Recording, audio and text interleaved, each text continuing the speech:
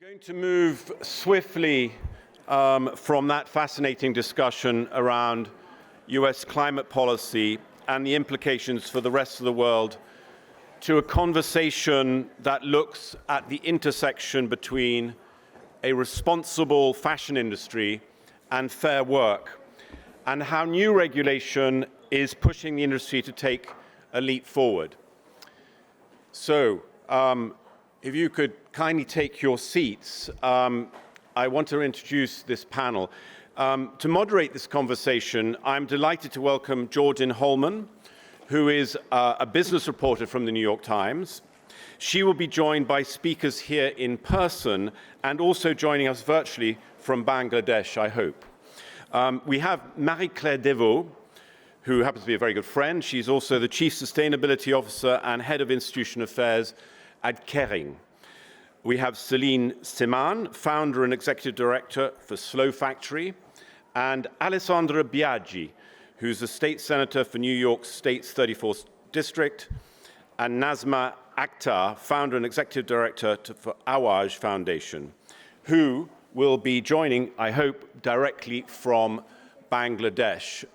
It's the middle of the night in Bangladesh. I think they're 10 hours ahead, so thank you very much for doing so. So without further ado, let me introduce, invite, please, round warm of applause. Thank you.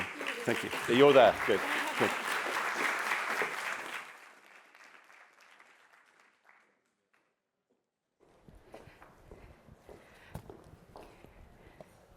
Good afternoon, everyone.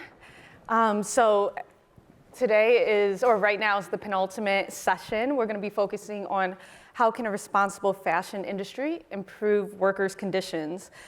So fashion is one of the most impactful industries in the world. It's estimated to generate up to 8% of the world's carbon emissions. We are definitely a consumer society, so that makes sense. And then textiles are also the largest source of microplastics, accounting for about 35% of global microplastic pollution. Fashion has a massive workforce, a global workforce, of course, and hires about 70 million workers in Asia alone. As fashion giants have spun out clothing at ever-increasing speed and volume, the industry has been criticized for labor conditions, resource-intensive practices, and waste. So throughout the day, I know you guys have been talking about and listening about how climate is impacting the world we live in, and you can't have that conversation without looking at the fashion industry. So we're going to do just that. And to open up, I wanted to give a chance for all of the panelists to answer the same question about what does, in the context of fashion, what does responsibility mean for you all, just so we can set the table and people know where you're coming from. And let's start with you, Marie-Claire. Okay, so good afternoon, everyone. To answer quickly to your question, at Kering, we think that sustainability, it's not an option, it's a necessity and it's a duty, because we are not only in the fashion industry, but we are in luxury. And because in luxury we set the trends, we have the feeling that we have this specific responsibility to implement key actions, but also to share our best practices and really also to create coalitions that take care, of course, of the planet, but also of the people in the supply chain. Got it. Celine? Thank you so much. I'm so glad to be here. I'm so honored. I think the responsibility from where we stand at the Slow Factory is a responsibility that is so often put on the shoulders of the consumer, the shoulder of the public, when it should be redistributed. This responsibility is unfairly put on the shoulders of people in the global south that are at the receiving end of so much waste, so much fast fashion waste. And when it comes to responsibility, we need to shift the priorities and redistribute this responsibility back to the industry itself. Well, I think first and foremost that just like any industry, fashion is not immune to the fact that they will have a hard time self-regulating, just like almost every industry does. And I think that when it comes to fashion, we oftentimes don't think about it as one of the major contributors to global greenhouse gas emissions. We think about different things like automobiles and other industries that are already regulated, but fashion is an industry that essentially has operated in this black box, gone unregulated for so long. And so what we've seen is a lot of companies taking some action, but it's all over the place. There's different things that companies do, and it really is hard to standardize it and to understand, well, if I buy this shirt that says it's organic cotton, how do you define that, right? How do I define sustainable? What's the common definition of that? And so I think part of what their responsibility is to come to the table as a major player in the world to be partners with not just legislators, but with governments around the world to say, how can we make a difference and directly impact positively the climate crisis that we have? Nazma, what is your response to what does responsibility mean for you in the context of fashion? Thank you to invited me to this program. I think that the fast fashion or luxury fashion, when they are producing the production, we didn't get any difference at the workplace. Payment and other issues also it's very much affected the climate change. So I think the power should be equally distributed and systemic change has to be done because, you know, if I'm talking about the Bangladesh, Bangladesh is the ranks of the 7th in the list of country most vulnerable to the climate devastation.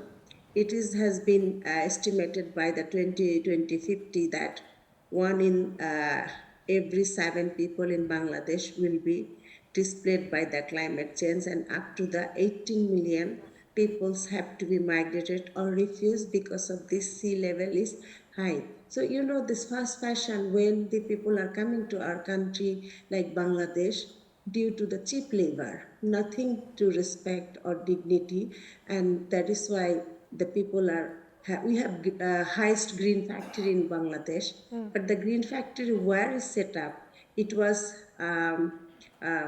under the water. They put rubbish and then created a factory. They kill our forest and then creating the industry, and people come for the low wages and make vulnerability our workers' life and livelihood about the freedom of association, collective bargaining, sexual harassment, abuse, and also we didn't found the transparency and accountability, the global supply chain. So this kind of issue is very annoying, and you know the Bangladesh what will be happening in 2050, and mostly it will be affected young girls and women and children. So we want to be power distribute equally in how to address respect the country, not people coming who are in business for the cheap labor and exploitation and vulnerable day by day increase. And we wanted to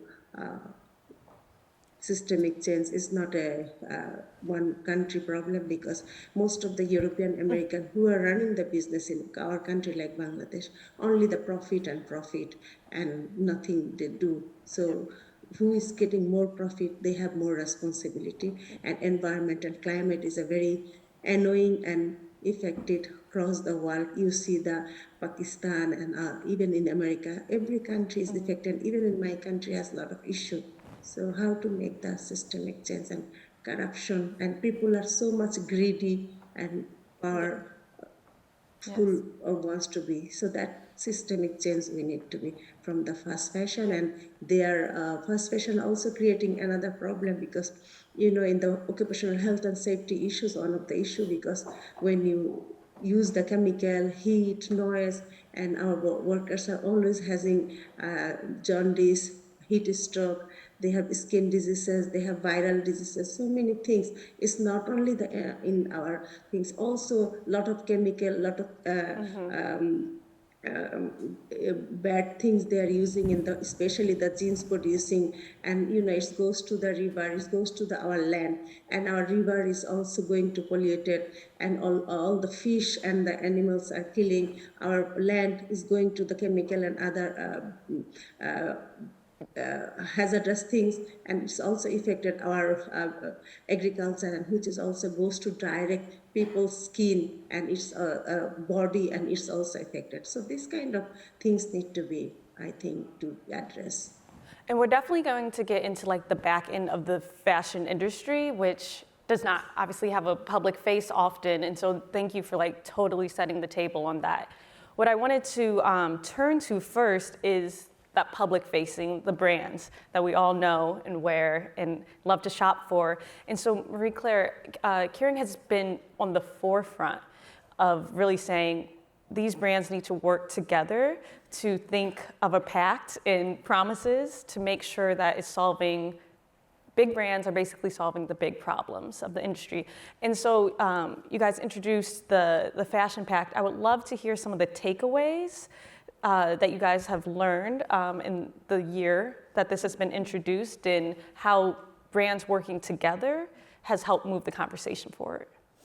So the Fashion Pact, for people to understand, it was created in 2019 under the umbrella of the G7 when the President Macron, our French president, asked to François-Henri Pinault, CEO and chairman of Kering, to create a coalition where the brands from fast fashion to luxury, but also with sports brands. So we have Chanel, we have Hermès, but also Nike, Adidas, Inditex. They would like to work together to find solutions. So it's a specific focus on the environmental side because we want to be aligned for climate change with a 1.5 degree. We want to protect biodiversity and to push, for example, regenerative agriculture. And you were mentioning the plastic, so it's also linked with the protection of the ocean. And what is the main important things with the Fashion Pact? It's to create the volume to be able to influence the supply chain. Because when you are in the textile industry, we have to know that we don't buy directly cotton, leather, cashmere, silk. So if you want really to contribute to change the paradigm, you have to be able to put in place sustainable supply chain, of course for the environmental side, but also for the social side. So it's really the target inside the Fashion Pact.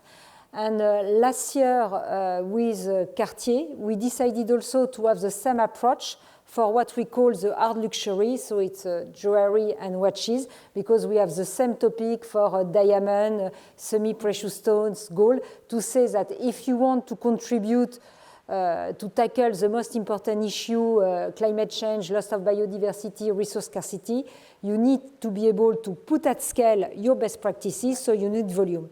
Perhaps one word, because the name of the panel is about the workers. I come back to Kering and to tell you that when you are in luxury, over 85% of our suppliers are based between Italy and France. Okay. So we don't have exactly the same challenges mentioned previously, but we have also to pay attention. So that's why in our contract we put health and safety requirement. We pay attention to living wages. We are doing so many audits, over 3,000 audits. And after, for the raw materials, like I mentioned, cashmere, cotton, we try really also to push inside the supply chain to improve the working condition. But it's not exactly the same. And when you are mentioning greenhouse gas emission, we have to keep in mind that our sector, it's 4% of the greenhouse gas emissions, so everything is linked. You said 12%. 4%. 4% for the total greenhouse gas emission are coming from the textile industry.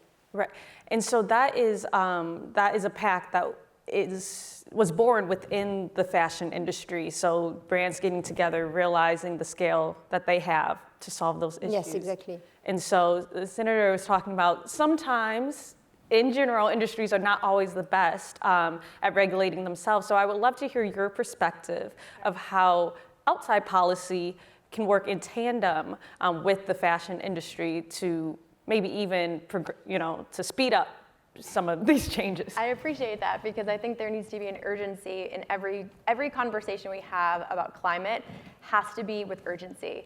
And I think that's reflected in many ways, but I want to just also commend, Marie-Claire, what you said and what you've done, because taking initiative is something that is really, it's very hard in a space that it's a frontier space, because what does it mean? You're making definitions and creating standards in a space that is blank.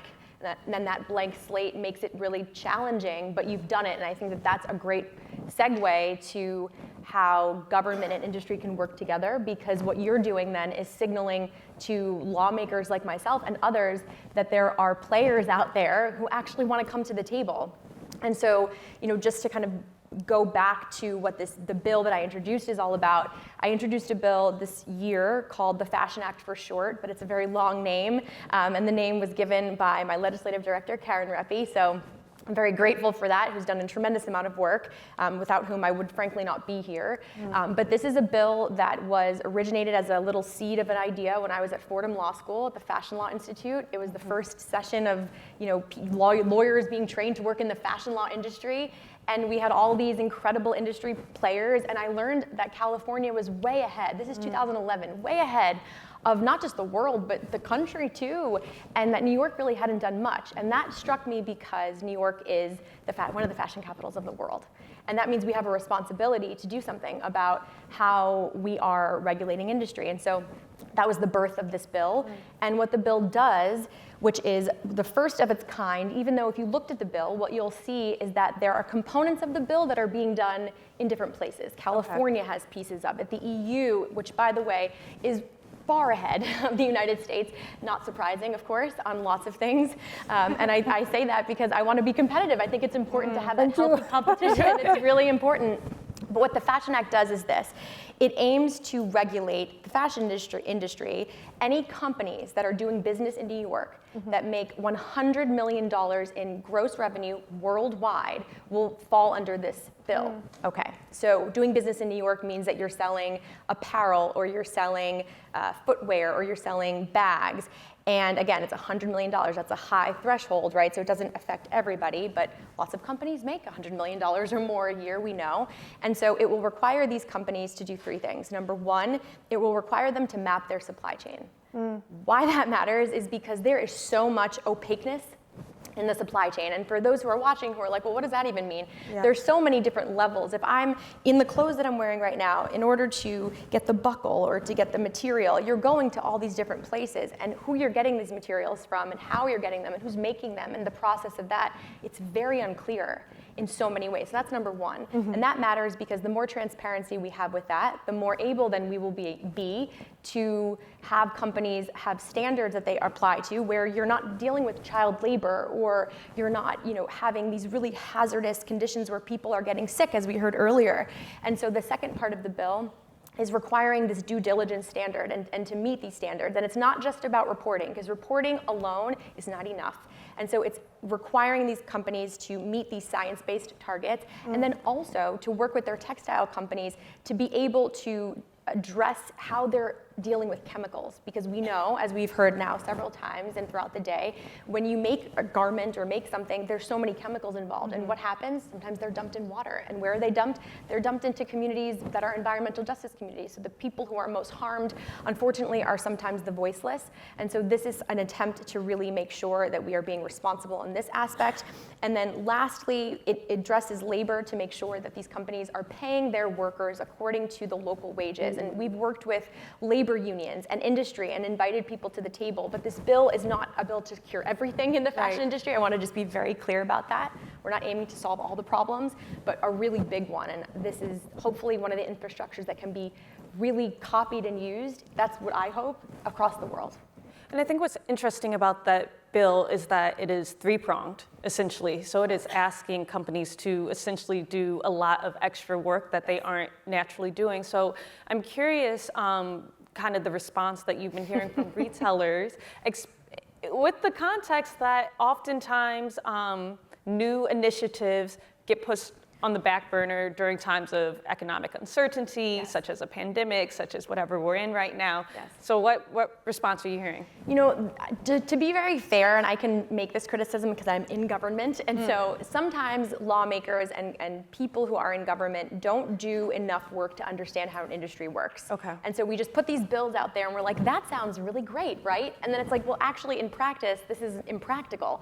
So why I start there is because this bill to me and how I want the industry to see it is as an invitation to come to the table in partnership with us, because the reality is every one of us, wherever we work in any industry, has a role to play in the climate crisis, and fashion happens to have a very big one. And so to invite them to the table has been the approach we've taken. We haven't had every single player in the industry be so excited. I'm sure nobody's excited to be regulated by any government across the world. I understand that. I also know this is not an attempt to punish.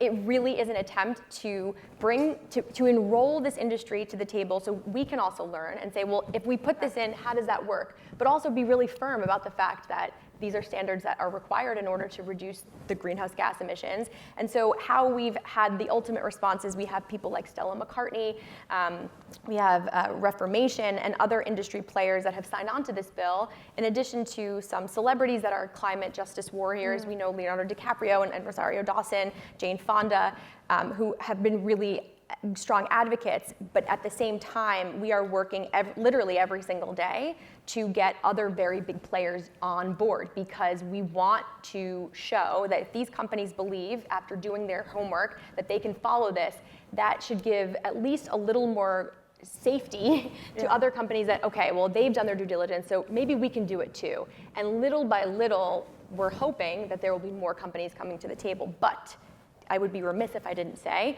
that there have also been players in the industry who have really taken this swing at us as I think probably a preemptive strike, like we don't need this, or like we can't comply with this, because it's out of fear, because it is a scary thing to have this new set of regulations come. And so for that, I would just say that we are not here to punish. We really are here to be partners, and it's exciting to be able to work with industry. I know that there's complications with that, because you could have ethical issues, right? Maybe if you get too close to industry, you don't want to go too far. I am not somebody who has that problem. However, it is really important to bring the people impacted to the table, in addition, not just to industry, but the workers, the unions, to have the communities that have been most impacted. And that's one part of the bill. Last thing I'll say about this is that if there's non-compliance with the bill, and the Attorney General is the oversight of this bill, if there's non-compliance, any penalties that are waged go into a fund that it will be used to help and impact environmental justice communities. Okay. So it comes full circle all the way around. And Selena, I'm going to bring you into the conversation, but first I want to flag to all y'all that we're doing Q&A towards the end, so get all your great questions ready when I open it. So a big part of this conversation is the education element, just for people to wrap their heads around the scale, and then just some of the specifics. And Selena, I know that's a big part of the work that you do, is just making sure that people realize where fashion waste goes, the impact of it. So can you explain a little bit about the implications, specifically of fast fashion, that maybe we don't fully understand? Like, yes, it is not ideal to keep buying things, but where does that go? Like, what happens after that garment that we don't think about, that we throw away, basically? Definitely. So the fact of the matter is that oftentimes we think we need to educate the consumer, educate the public, but it's the other way around, I have to say. We have to educate fast fashion groups that they can do better. So right now, we are educating pretty much everyone under the sun, the public, the industry, as well as our partners. Slow Factory is acting as a knowledge partner to several universities. If we're passing bills, that's amazing. If we're doing Pact, that's amazing. We need to do all of it and more. We need to really be doing the most.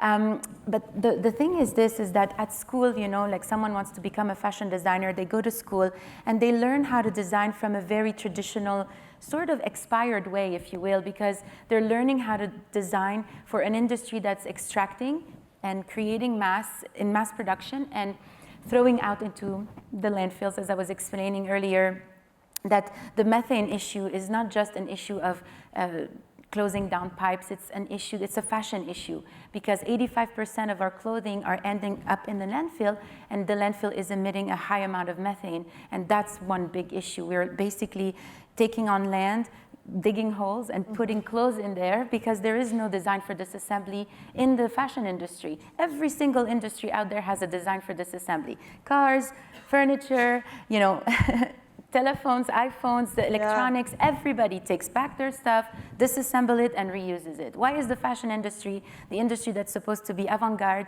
the industry that's supposed to be mimicking, or basically not mimicking, but like establishing the voice of an entire generation, not able to do so? And so what we are doing is creating a platform through education to create this new sort of manufacturing that is a design for disassembly. We're working with designers that are learning how to design for the fashion industry, but we're also working with the industry. There's so much debt stock around the world. Companies buy literally buildings to store their debt stock because they can't burn it anymore because we're all watching, right? So, so what do we do with it? What do they do with it? They can melt it in a chemical bath and create hopefully some kind of thread out of it, but there is very little design for disassembly implemented within the fashion industry to teach folks to design garment to garment. And that's what we are building. So that's one solution, just like the legislation is one solution, just like the Pact is one solution. We need 100 million solutions that are working simultaneously all at once, because the fashion industry is, what we have is compounding issues. Right. As we heard, this is a human rights issue, this is a climate justice issue, this is a chemical issue, this is all of these issues are compounding. And so education, as you mentioned, is one of them, but it's not just the public that we need to educate, it's the next generation of designers, and it's also the industry that has a lot of money that is being put inside of a special container that's called marketing and PR that needs to be refunneled into impact.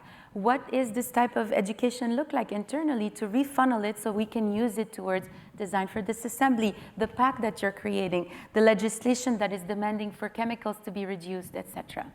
And Nazma, what do you think has been one of the most successful policies that address the issue of livelihood of the workers who are making the fashion, basically? I think this is I'm not saying the policy, but I think the freedom of association and collective bargaining is the main key issue, where the people can negotiation and get all kind of benefit, because which is the biggest challenges. We have very few collective bargaining in the textile sector. So that is the issue where they can talk about their climate issue, environmental issue, the chemical management system, living wages, gender-based violence issues, and also the community, how they are affected, and also can also address the knowledge of the climate issue, how they affected, why people are migrated to rural to urban, because our country is becoming, some area is underwater, some is in desert, so agriculture and some other natural our agriculture is not growing, and that is why we come. And also that system, as the panelists are also talking about, the so much audit, but it's also sometimes audit is paying by someone and it's not neutral. So workers' voice is very important, and how to raise the voice. So that kind of system and policy need to be adapted. Not only the company is policy and company's resolution should be adapted, it should be vice versa from the workers and government and bilateral or whatever, because as John Kerry mentioned, it's not a bilateral issue, it's a global issue. So who are the affected, who are the vulnerable? They are, what is the needed for them? That kind of access and that kind of things we need to be doing. And I feel like the through line between all of you is the fact that people need to come together, and it can't be siloed work. Like the fact, unions are very much that, the Pact, the Fashion Act. One interesting element, Celine, that I was struck by what you said earlier is like every other industry gets regulated, but it's something about fashion that maybe people just don't understand its global reach, how massive it is and whatnot. I'm curious, do you think sometimes that fashion might get kind of put in this corner because it's seen as like a women's issue, or just kind of light and just not like a hard industry? And if so, like how do you think we change that perception? It's such a good question, honestly. Like it's an everybody issue. It's almost, it's illegal to walk naked in most countries, so it's an everybody issue, right? We have to address fashion as it is, because it's not just a women's issue. It is a women's issue. It is a women's issue because at the end of the day, these are women in the global south that are making these clothes. These are women at the end of the day that are, popularizing these clothes. And yes, it is a women's right issue, but it's also an everybody issue because, as we said, fashion impacts everyone. The methane that we talked about, the water that's being used in the fashion industry I believe it's like I had the data, it's fine, we don't need the data, but we are right now in a water crisis around the world, and we are using so much water to create fashion when we could be reusing what we already have. Like, why is that not a thing, And the other thing, what we are talking about, it is partnerships. Partnerships like these are very, very important. It's unusual partnerships that we want to look at now. It's creative partnerships, it's innovative partnerships. We want to partner with the scientists, we want to partner with the activists, we want to partner with the community. We want to partner with folks that are not just the Balenciaga and the Nike and the fun stuff that are creating more buzz around purchasing product. We want to really do heartfelt partnerships that are really about the planet, about human rights. Those are the partnerships that for me are cool, luxury, and are the future. Right. Does anyone else want to weigh in on? Oh. Yes. Does anyone else want to weigh in on why you think sometimes that this issue doesn't seem as urgent, that it might be seen as like a lighter topic compared to, I don't know, all the other issues we're dealing with in the world? Perhaps I think it's not linked with our sector. It's the fact that when you are speaking about climate change, biodiversity, and all the topics, up to now, people have the feeling that it's not for today, we will have time. And it's true, I don't know in United States, but what happened this summer in Europe and nearly over the world makes for me a big difference. It was something from the GIEC, from the IPBES experts, and now we see that it's a reality. Yeah. Everyone is concerned. So I don't know if we can say it this way, but perhaps we are lucky with that to mobilize people and to say now, as you mentioned, we have to really act very quickly, because where I'm not conscious, I think now the diagnosis is there. Look, we are here today on all the newspaper, TV show, everywhere. We are speaking about climate change. With the war, we are also speaking about sobriety. So we are speaking, the diagnosis is there. Where we have to go now, it's to act, to implement, to put at scale, because I think also from the governments, and I come from, I was working inside the French government, so I understand very well what you are saying. I think everyone is trying to make some efforts. Right. But now where we have, I will say, a challenge is about the speed, and it's about to put the things really at scale. And after you were saying, and I finish by that, saying you are all aligned. I think one category of person, one sector we didn't mention, it's the finance sector. Finance. And I'm really convinced that if we want to change the paradigm, if we want to change our business model, of course, to work with NGOs, to work with the university as Caring, we have so many partnership with university all over the world. But I think what it's key is to involve the finance and to be sure that investor, financial analysts will look also at what we call the ESG criteria for the companies. Right. I could just add one thing very quickly. I think part of why either a majority of people or some people have thought, well, fashion, it's like they're doing their role, is because there's a lot of greenwashing going on in the industry as well. And so I mentioned it a little bit earlier when I said the word sustainable. It's like a very loaded word, right? Like, what does that even really mean, and how do I define it? And I think having quantifiable, measurable words and results for things, how we can hold companies accountable as consumers, but also as governments and as colleagues in industry, is very important, because when we are buying a shirt. I would love to know, and this is not part of the Fashion Act at all, but the New York Times did write a story about this. I would love to be able to pull a shirt off of a rack and have a little, ingredients tag that says like, this much water was used. I would probably throw the shirt back and never buy it again. And then when those shirts aren't purchased, that change in consumer behavior would also signal to the company, oh shoot, like, we can't be making a shirt like this, so now what do we do? There's just different ways, but I think the greenwashing has sometimes overcome some of our concerns and allowed us to walk around with tote bags that take lots of years to decompose or to be recycled, to have things that say like, recycling is great or sustainability. Sustainability on a tote bag is almost the most ironic thing that you can imagine, but we see it a lot, right? Exactly. So I think we have to look behind whatever a company's saying and really do our homework, but also hold them accountable at the same time. Yeah, and make sure that they're doing their homework with the metrics so Yes. people will know and That's right. and can vote with their dollars. That's right. Yeah. Exactly. I want to open to Q&A. Whoever, let's go here. I didn't know I had. Firstly, thank you very much for taking the time to talk to us today. My name is Hannah Al-Senedi, co-founder of eWaste Consult. So we deal specifically with e-waste recycling and electronic plastics. So as someone with a background in engineering and environmental sciences, but not fashion, I'm very interested if there's a space to combine e-waste materials and fashion. I've not actually seen that I actually done know before. how, yes. So a lot of gold and precious minerals are in the phones and are in electronics.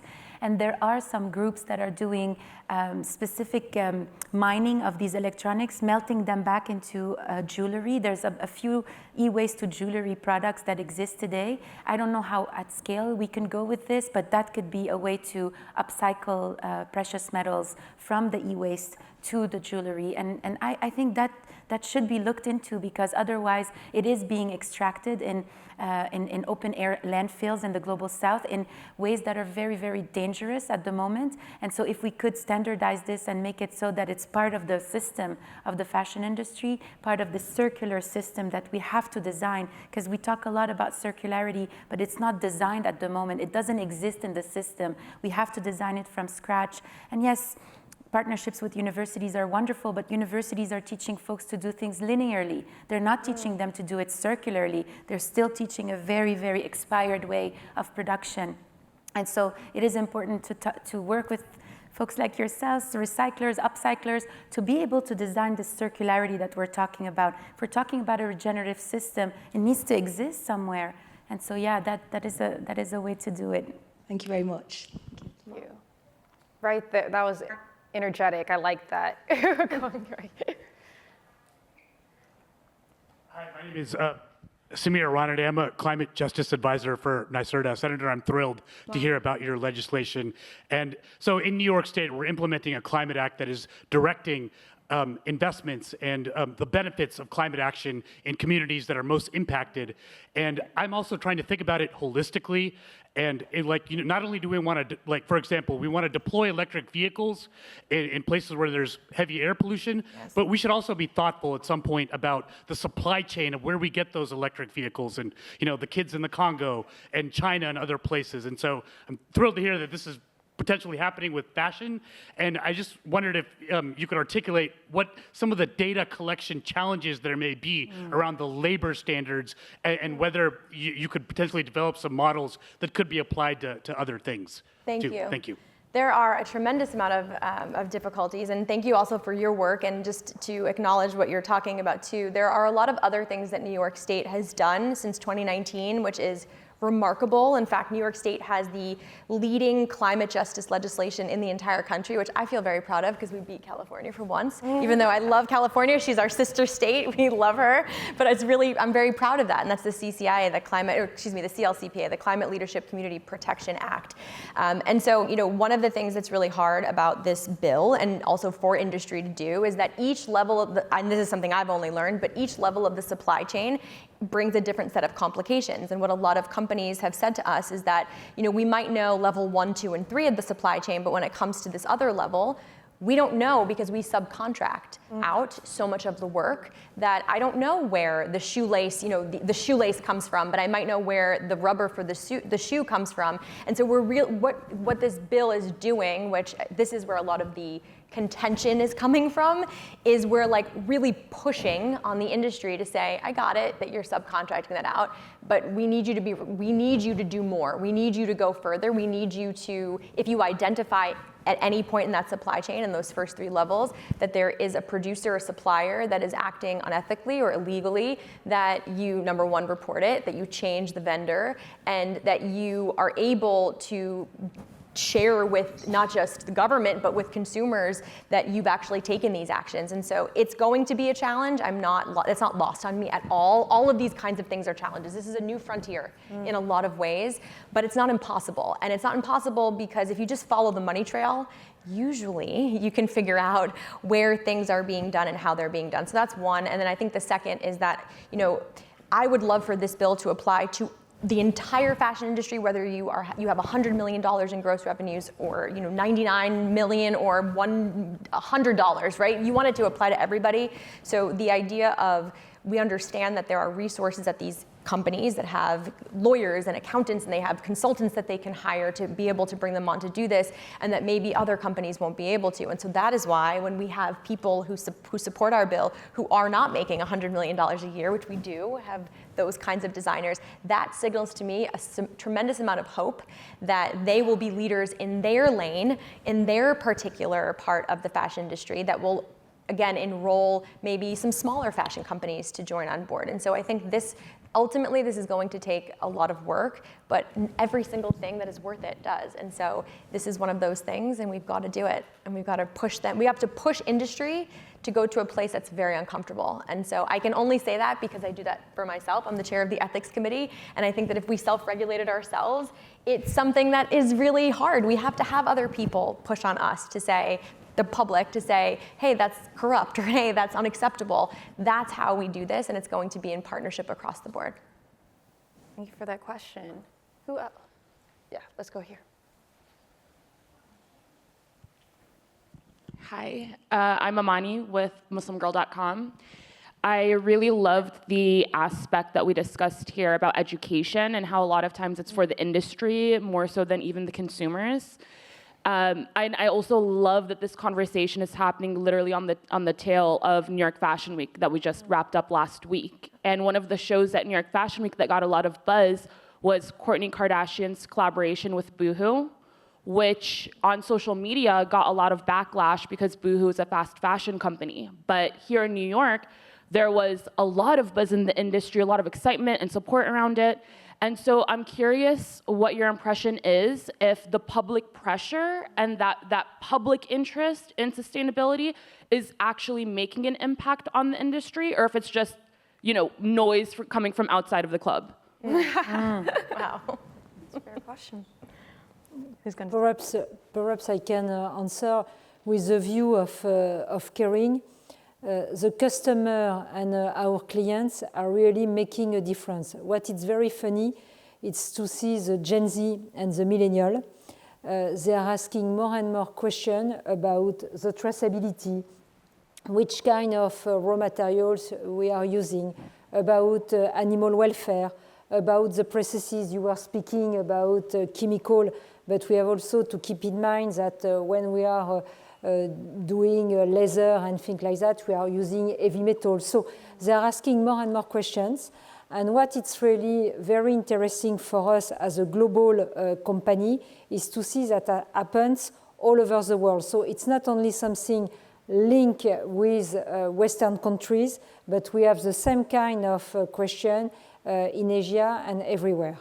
After, when you are in luxury, people also trust the brand. So when Gucci is putting on the market new products, even if I can say for the classical, the conventional clients, when they buy a luxury product, for them it's a perfect product. You have savoir-faire, you have the quality of the raw material, but it's also inherent of the DNA of the product that you pay attention to the people and to the planet.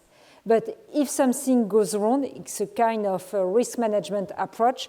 You can also destroy now very quickly the brand equity, because thanks to the social media, you were speaking about greenwashing, agree and at the same time a little bit disagree, because now thanks to the social media, if you are a brand, if you are a group and you are communicating things which are wrong, very quickly you have someone somewhere all over the world that will say something, and in few days it will go again all over the world. So I think it's changing, and of course the clients are putting this pressure.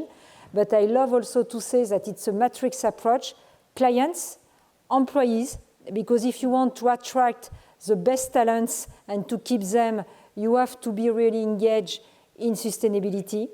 And also what is new, it's also the investors. It's really something that we see in Europe, where you are also challenged by the investors. So it's really a matrix approach. Thank you. Can I talk? Oh, yes, yeah. Of course. Yeah, I know, because you forget. No, whatever the panelists are saying, I'm agree, also disagree. But also, we need to also talk about how to change the purchasing practice and global supply chain, because, for example, Karen is talking about their supply chain, how they're doing. But also in the reality, most of the high fashion brand or fast fashion, they are also hidden supply chain and subcontracting, outsourcing, how their work. Do they care about the workers' rights? Do they care about the environment? Do they care about the human? Do they care what? Because, most of the case, they are looking after the quality and price. Most of our production in country like South, malnutrition, one of the key issue for the women's workers, and young girls are producing, how respect, how dignity they are getting. So this kind of issues, as long as not addressing the people's respect, the climate change, environmental issues never happen, because people always coming for the profit and profit, but exploitation. So that kind of things need to be addressed. And education is not only the consumer, not only the people's, the policy maker. Most of the Bangladeshi garments owner and the business people are in the parliament. Even the American last president was also the business people, and he was anti the climate issues. So, this kind of policy maker, the people, how much they do care about the nation, how much they care about the value. So this kind of issues is not that is a easy issue, easy tracks, because it's an exploitation, and the business is one hand maybe created some employment opportunities, but majority they are killing our nature and destroy the nature. So that need to be our big voice and raise from the labor movement, activists, as well as the different stakeholder to knit and fight for that, how to get the equal rights and equal opportunities from the south, global south to global north, north to south, because otherwise it will never happen. Because again, the poor country like Bangladesh, we are affected, we are vulnerable, and we pay a lot of effort. You can see the Rana Plaza collapse, the fast fashion, how kill the people, the fire incident, so many things happen, but how much has changed? So we need that change, and we need that kind of issues, because we respect everyone, but we didn't get the respect. We make people rich, we make people's profit. If you go somewhere and the yearly turnover, how much they get. But our workers, less than $100 is the wages, and they are hunger. The children are separate from the parents. We are talking about the gender. And because of the low wages, sexual harassment, abuse is increasing day by day. Even the COVID time, the workers are taking their life threat and working and make goods, but what they got, the social protection, social issue, and how they have to survive. They lost the millions of workers their job, and they couldn't survive. So this kind of issue need to be addressed, because it's not a very easy, because basic things, as long as not changed, then this border climate change will not happen. That is why people need to be respected. People need to be women's empowerment, and women should be strong. And because who made your product, who made your clothes, who made your things.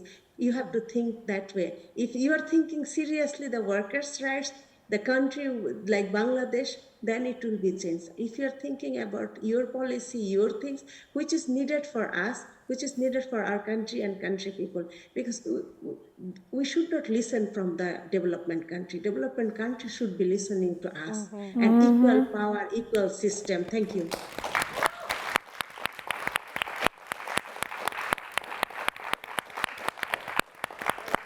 That is a fantastic place to wrap, especially, just thinking about all of the stakeholders within the fashion industry, the people that are not in America who are literally putting together your clothes. So thank you for adding that at the end of this conversation. And I want to thank all of our panelists for your perspective, for your work, for explaining, the work that you all are doing, and for joining us today. Thank you. Thank you so much. Thank you.